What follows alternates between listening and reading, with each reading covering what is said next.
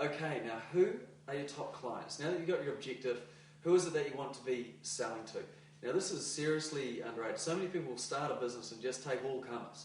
But I'm telling you this one important thing. Not all clients are created equal. They are not at all. I'm sure you've heard of the Pareto principle, the 80-20 principle.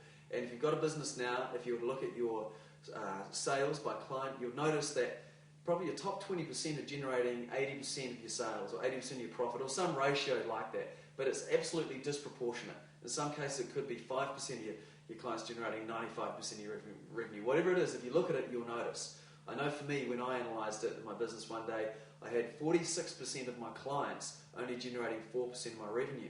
And so that got me thinking. I had to cull some people. Now, with this in mind, who do you want? And you want to be going after people that have the money. I was at a conference in St. Louis, Missouri, back in 2007. And as it turns out, St. Louis is not a very safe place. And I was walking around the streets and it was really quite quiet. I went to a shop and asked, how come there's not many people here?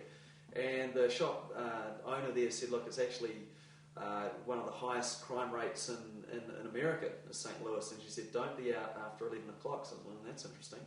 Anyway, 2 nights later, I'm woken up at 2:35 in the morning. I hear this screaming outside the window. And I wake up, bolt upright. And what I'm hearing is this guy going, man, give me everything you got. And I'm like, whoa, this is someone being held up here. And what it was this guy was being held up. Then I hear him again, give me everything you got.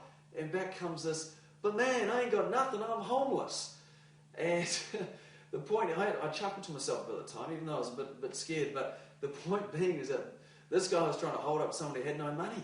And so many business owners are going around trying to do business with people who don't have money to give them. So you can't be falling into that trap. Now, you need to look at some of the demographics and psychographics of your ideal clients. Look at your best ones now and unpack it and see what's common. What common traits do they have? Is it the amount of money that they can spend? Absolutely should be on top of the list. Is it, if you're business to business, the size of the business that you're dealing with?